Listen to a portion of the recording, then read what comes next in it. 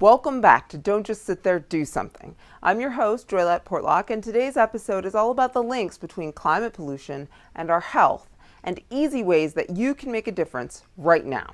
But first, we're going to start things off with a new segment where we answer your questions. Our only message so far may or may not have been sent by a cat.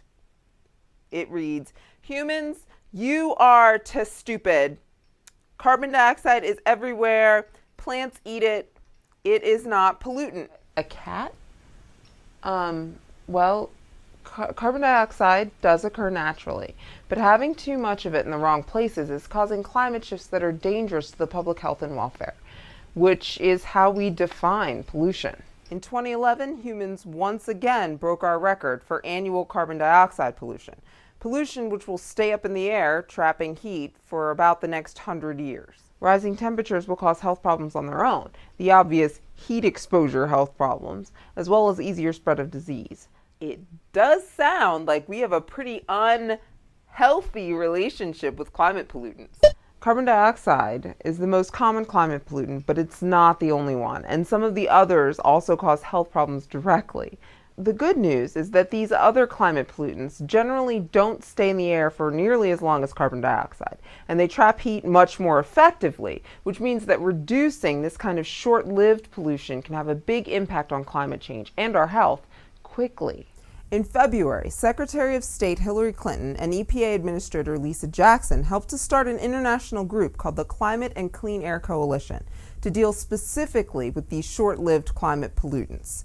As of early June, 18 entities are members, including the G8 countries, a group that includes most of the world's largest economies. Action on these pollutants is important. Short-lived climate pollutants are projected to cause nearly half of the planet's warming over the next 30 to 40 years.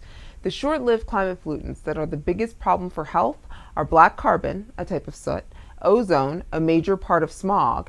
Is it me, or does black carbon sound like one of those action movies from the 70s? Black carbon pollution is tiny, tiny soot particles. Would you say that black carbon is particularly bad? You might say that, yes.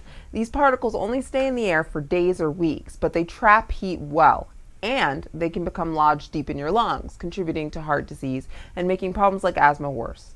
When they collect on ice and snow, like in the Arctic, they make the ice melt even faster than it otherwise would.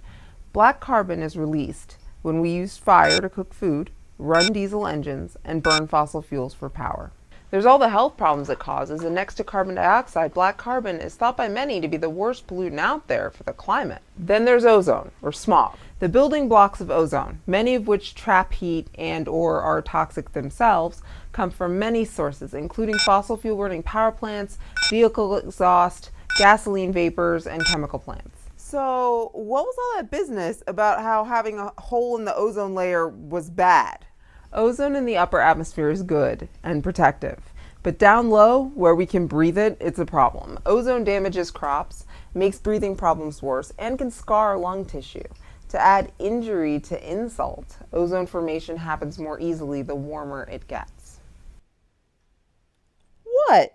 Scientists agree we need long-term major reductions in carbon dioxide pollution to help keep global temperature in check. But a serious reduction in short-term climate pollution would also make a huge difference and save close to 2 million people from premature deaths from air pollution-related illness. That's a much healthier world we could be living in than the one we're on track to get. If you want to reduce climate pollution and in the process safeguard both our climate and our health, don't just sit there. Do something. This episode's 2 actions, as always, are easy. Way easier than holding your breath, let me tell you. Summer is here and people are starting to crank up the air conditioning. But if you have to put on a sweater when you come inside from the summer heat, your AC is set too low. This episode's first action is to turn that thermostat up by just a couple degrees. Turn off the AC when you're not home and aim for 78 degrees or higher when you are, to avoid wasting energy and money. You might be surprised by how much you don't notice the change. Secondly, the Environmental Protection Agency has just proposed stricter limits on small particle pollution, which includes black carbon.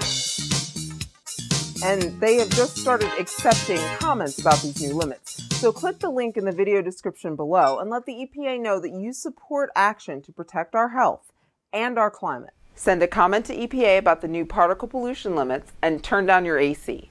In other words, don't just sit there. Don't just sit there. Don't just sit there. Do something. And that wraps up episode 6. Tune in next time to hear the latest and learn something about climate. Most climate pollution comes from burning fossil fuels, oil, coal, and natural gas for transportation and power. But the fossil fuels aren't equal when it comes to the effect their extraction and use have on the climate.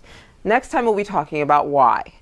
You can follow the show on Twitter, Facebook, Google+, YouTube, or on the web at DoSomethingAboutClimate.com. So watch again and tell a friend.